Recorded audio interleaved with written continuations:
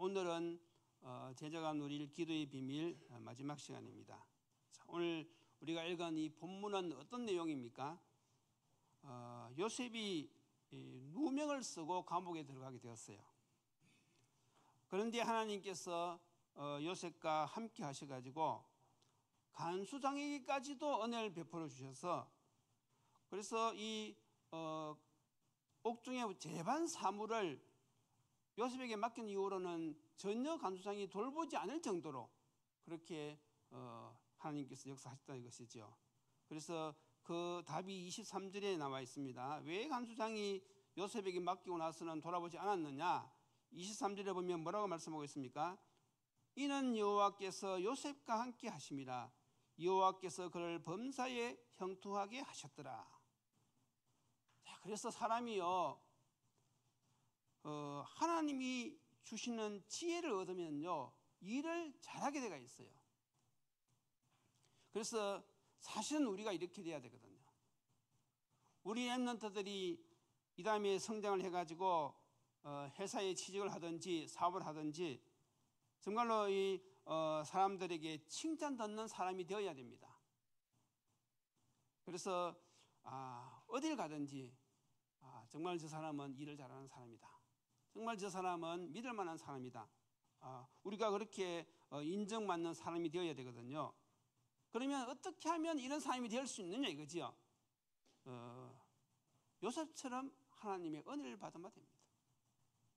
이게 평범한 말 같지만요, 사람은요 하나님의 은혜를 받아야 돼요. 그렇지요? 그걸 사모해야 됩니다. 그래서 무슨 일을 하든지 어디를 가든지 늘 우리는요, 하나님이 시간 은혜를 내려주옵소서. 하나님이 은혜 주시지 않으면 제가 여기서 전도의 삶을 살 수가 없습니다. 하나님께 영광을 돌릴 수가 없습니다. 학생이 학교에 가서요, 하나님의 은혜를 사모하면서 기도해 보세요. 하나님이 지혜를 주시죠. 사업하시는 분들이 사업하시면서 하나님께 은혜를 구해보세요. 하나님이 주인이 되어셔서 역사하실 줄은 믿습니다. 그래서 성도는요, 이 하나님이 함께하는 이 비밀, 이걸 누려야 돼요. 그 비밀은 간단합니다.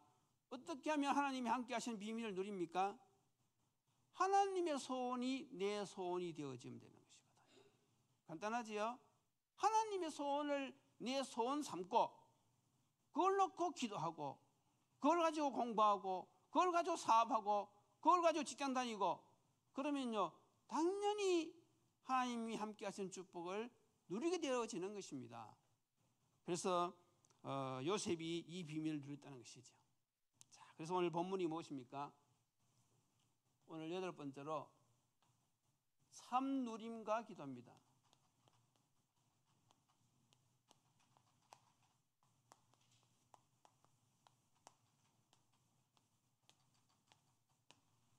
참누림과 기도. 자, 그래서 우리가 본론에서 우리가 어떻게 하면 이 축복을 누릴 수 있느냐, 이것을 당연히 누려야 되는데 많은 성도들이 사실은 못 누리고 있어요. 그래서 못 누리는 이유가 무엇인지 알아야 되겠죠.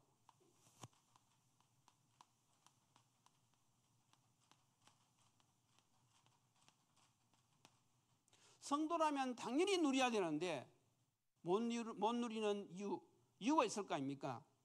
그것이 바로 무엇인가 하면 한마디로 말해서 불신앙이지요.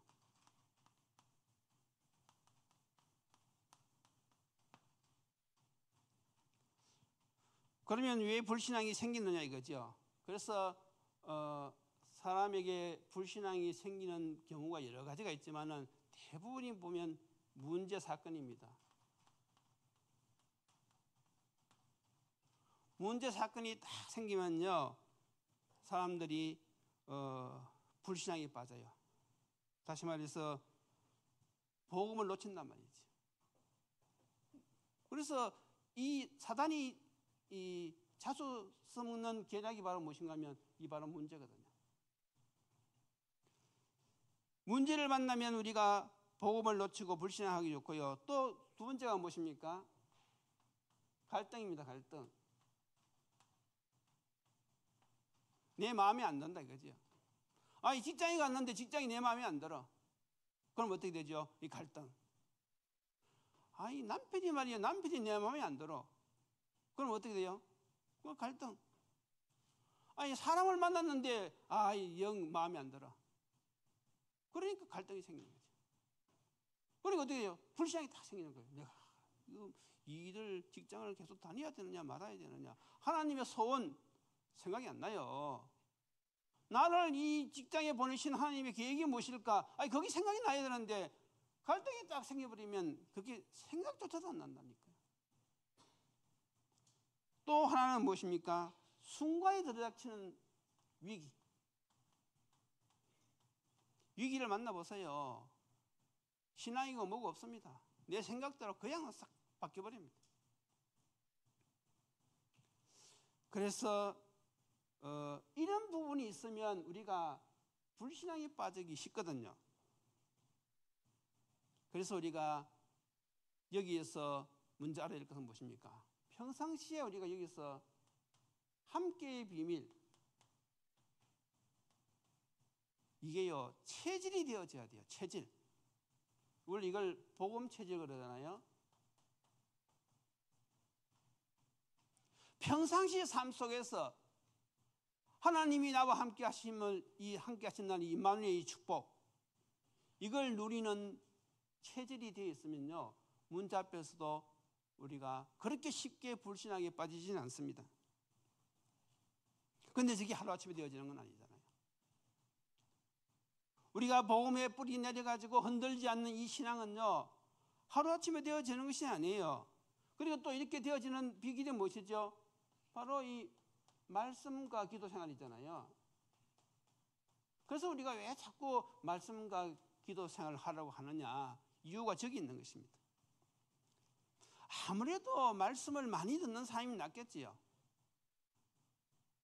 아무래도 이 메시지가 딱 정리가 되어가지고 늘 묵상하는 사람들은 그렇지 못한 사람보다도 훨씬 낫겠지요. 사람은 배운 대로 이 행동이 나오거든요. 그래서 우리 렘넌트들을 왜 어릴 때부터 복음을 각인시키고 이 말씀을 정리해서 묵상하는 그 훈련을 시키느냐. 그렇게 체질이 된 우리 렘넌트들은요 이 문제 갈등 위기가 왔을 때 불신앙에 빠지지 않는 확률이 훨씬 높은 것이지. 그래서 요셉 보세요. 요셉은 이 함께의 비밀을 누리는데요 도사입니다. 도사. 어릴 때부터 요셉은 환경이 안 좋았잖아요. 엄마가 일찍 돌아가시고 형들이 자꾸 괴롭힌단 말이죠. 그래도 요셉은요 언약을 딱 붙잡았어요. 하나님이 주신 그 꿈의 언약, 이걸 붙잡고요 끝까지 간 것입니다. 그래서 보세요. 보디발의 집에 노예로 팔려갈 때도요 이 언약을 꼭 붙잡았어요. 누명 쓰고 감옥에 갔을 때도요 이 꿈의 언약을 딱 붙잡았습니다. 심지어는 어느 정도냐, 죽어가면서도요 가나안의 그 언약을 딱 붙잡고 죽었어요. 그 정도로 이 요셉은요 하나님이 주신 이 꿈의 언약, 이걸 꼭 붙잡은 것이죠. 우리로 말하면 이 세계복음화, 237 치유 세계복음화, 복음 무장, 이걸 꼭 한 것이죠.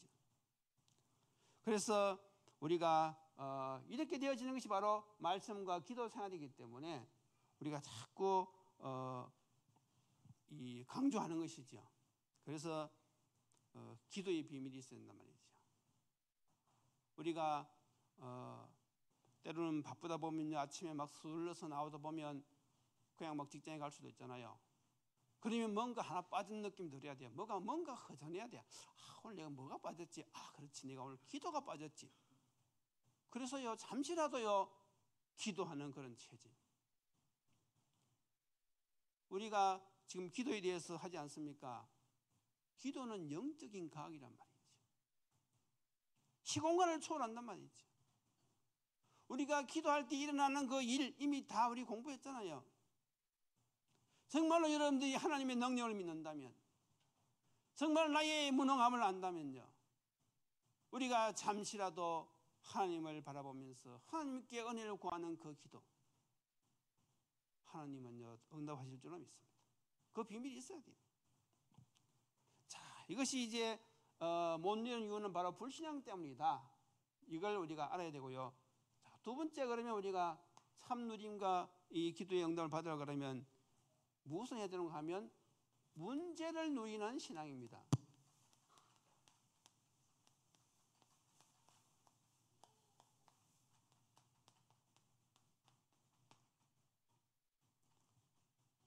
어떤 사람은 말하기를, 아니 좋은 것을 누리지 어떻게 문제를 누리느냐고 그렇게 반문할 수도 있어요.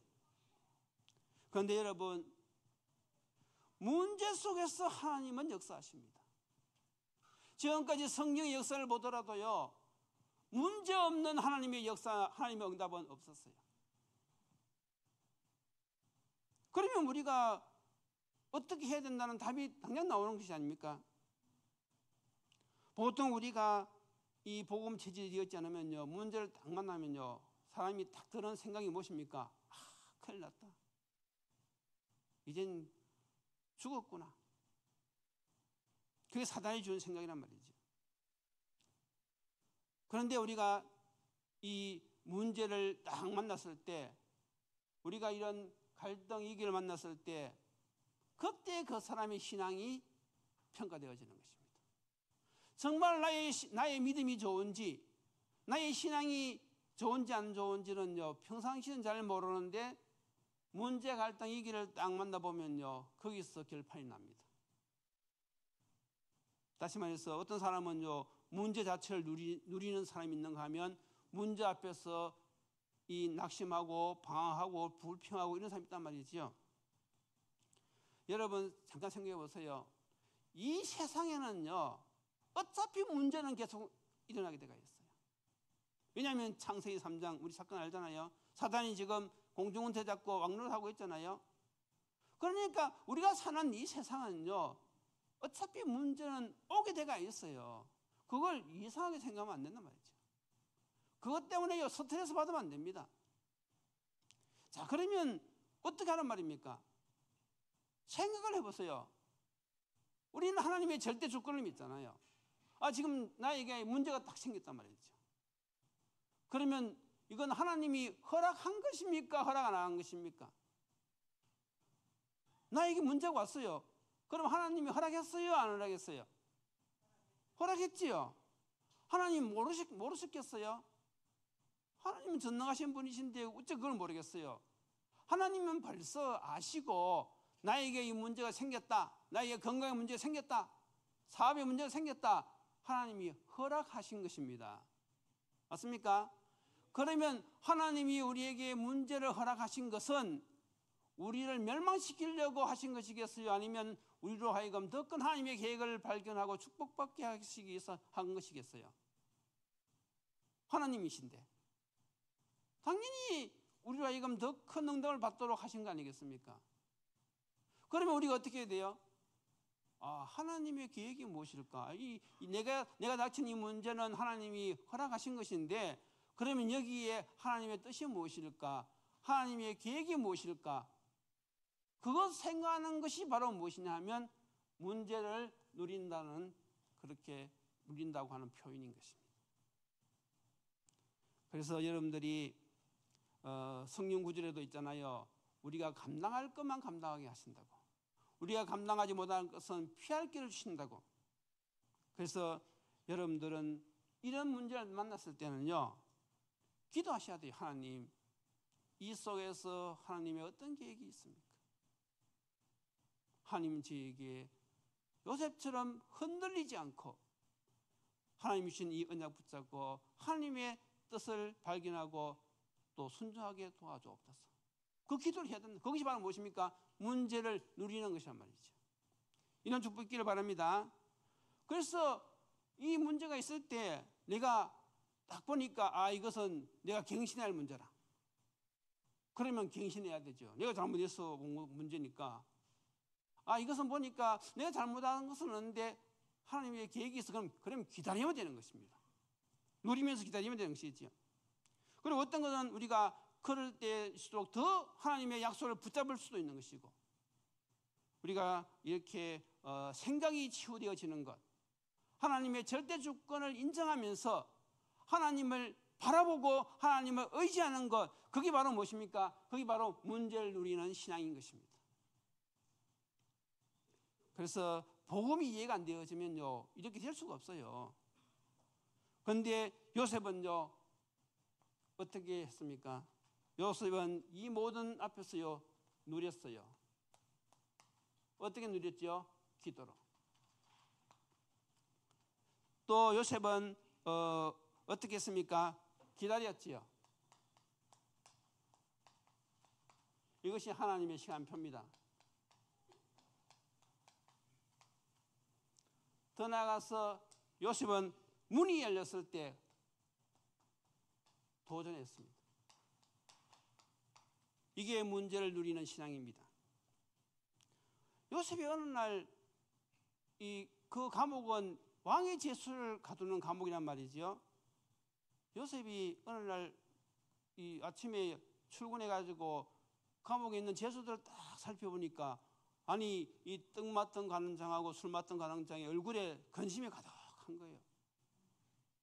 그러니까 그게 다른 사람 눈에는 잘 안 보였을지 몰라도 요셉은 임마누엘 누리는 사람이기 때문에 그 모든 사람들에 대한 관심이 있단 말이죠. 우리가 마치 복음을 전하기 위해서 모든 사람을 자세히 우리가 살펴보는 것처럼 보니까 저 사람이 근심이 가득해.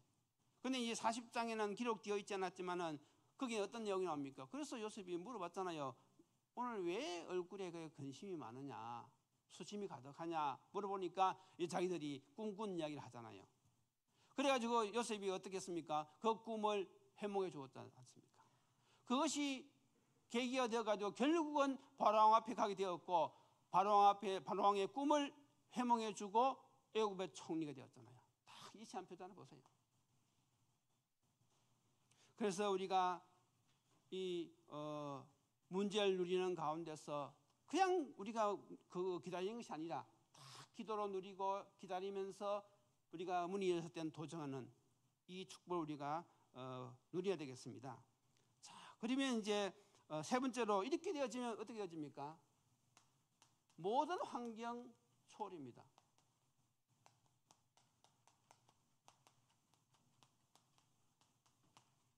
모든 환경을 초월하는 축복을 누리는 것이죠. 자, 그래서 이런 사람들의 특징이 무엇인가 하면 문제가 왔을 때 흔들리지 않았다는 것이죠. 정말로 복음을 이해하고 문제를 누리는 이런 사람들은요, 문제 앞에서 흔들리지 않았습니다. 그게 바로 무엇입니까? 그것이 특징이에요. 지금 우리 요셉의 이야기니까 보세요. 요셉이 보디발의 집에 노예로 팔려갔잖아요. 흔들리지 않았어요. 누명 쓰고 감옥에 갔잖아요. 변명하지 않았습니다. 그렇지요? 그런데 성경에는 요셉이 문제를 누렸다 이런 표현은 없어요. 그런데 뭐라고 말씀하고 있는가 하면 여기 있잖아요. 여호와께서 요셉과 함께 하심으로 그가 형통한 자가 되어, 이렇게 기록되어 있어요. 그러니까 요셉은 무엇입니까? 문제를 만났을 때 하나님의 계획을 생각하면서 그냥 간 거예요. 아니 노예로 팔려갔으니까 갈 수밖에 없잖아요. 다른 방법이 없잖아요. 아니 누명 씌워가지고 감옥에 집어넣으면요 들어갈 수밖에 없잖아요. 그런데 요셉은요 거기서 누구를 바라봤단 말이죠? 하나님을 바라본 것입니다. 이제 우리 성도들도요, 우리가 이 믿음이 점점 자라면서요, 이 정도 신앙 수준이 돼야 돼요. 아무리 문제가 들이닥치고 갈등이 오고 이기가 들이닥쳐도요, 하나님을 의지하는 그 축복이 있어야 됩니다. 이게 안 되는 사람들은요, 막 스트레스만 받습니다. 문제 생겨보세요. 막 밤낮으로 스트레스 받고 인본주의 쓰고 사람 찾아다니고. 그런데요, 정말로 이 복음을 이해하고 이 비밀을 아는 사람들은요, 거기에서 절대로 흔들리지 않는다는 사실. 문제가 왔을 때 흔들리지 않습니다. 그리고 또 무엇입니까? 응답이 왔을 때 이때는요 교만하지 않았어요. 우리는 어려움 오고 문제 오면 막 흔들 수도 있고 응답이 오면요 반대로 우리가 교만할 수도 있는데 요셉은요 절대로 거기서 교만하지 않았습니다. 특히 세 번째가 무엇입니까? 무응답일 때, 이때가 이제 중요하거든요. 대부분 사람들이 무응답이 오면요 낙심합니다. 그런데 요셉은요 낙심하지 않았어요. 왜냐하면 이유를 아니까, 하나님의 절대 주권을 믿으니까. 응답이 빨리 안 올 때는요, 응답이 빨리 안 오는 이유가 있거든요. 성경에 보면요, 큰 역사 이런 사람들일수록, 큰 응답을 받은 사람일수록요, 늦게 응답이 왔다는 사실. 그래서 여러분들이 세 가지 중에 하나가 있겠죠. 문제 오거든 흔들지 말고, 응답이 오더라도 교만하지 말고, 무응답이라도 낙심하지 말고요, 하나님의 뜻을 때를 기다리면 되는 것입니다. 자, 그래서 이제 우리가 결론으로 결국 이렇게 되려고 하면 우리가 누릴 것이 있어요. 누릴 것 세 가지. 여러분들이 잘 알다시피 바로 위더, 임마누엘, 원니스죠. 하나님이 지금 나와 함께 하십니다. 하나님이 우리와 함께 하십니다. 교회지요. 하나님이 하나님의 뜻으로 함께 하십니다. 그래서 우리 교회는요, 강단 말씀 중심으로 우리가 인도를 받아야 돼요. 교인이 100명이면 자기 생각을 주장할 것 하면요, 100가지 주장이 나오잖아요. 그러면요, 이게 어떻게 원리스가 되어지겠어요? 그래서 교회는 강단 말씀 중심으로, 나하고 뜻이 좀 안 맞다 할지라도 우리는요 강단 말씀 중심으로 메시지 인도를 받아야 됩니다. 그게 하나님의 뜻입니다. 맞습니까? 그래서 우리가 이제 지역 300 지교회 3천 우리 지교회 300 뭡니까? 3천제다 300 지교회, 더 나가서 이제 한 사람이 30군데 현장 영향 주기. 우리 이제 후속 캠프에서 그런 강단 말씀이 나오잖아요. 그래서 이제 저도 이걸 한번 생각해 봤어요. 그러면 일단 이 우리 교회에서 앞으로 이제 이 정리가 되어지면 30군데, 30사람이든지 30현장에 영향을 주도록 놓고 기도하자. 그리고 중국에도 이제 30현장, 30지역, 30제자 놓고 한번 도전해 보자. 그렇게 지금 저도 이제 구체적으로 이제 기도를 시작했습니다. 또 제가 뭐 할 수 있는 능력이 많지는 않잖아요. 그런데 이제 감사하게도 이제 이 메시지 이 정리를 통해 가지고 지금 번역이 계속 되어지고 있잖아요. 그래서 우리 지혜가 이제 전화가 와서 포럼을 하는데, 이 자기 그 항저우의 그 교회가 이제 이 훈련 시스템을 세워 가지고 인도받을 그런 시간 필요해요. 그래서 이제 그 담당 지교회 권사님한테 이야기하니까 권사님이 이해를 잘 못하더라 이거지요. 그 이제 그 교회는 어떻게 하는가 하면 사람이 예수 딱 영접 딱 하면 복음 편지를 한대요. 복음 편지 1가에서 10가까지 딱 하고 나서는 이제 당신은 복음 편지 끝났으니까 본부 훈련 다 따라다녀. 그때부터 이제 모든 중심이 본부 훈련 중심인 거예요.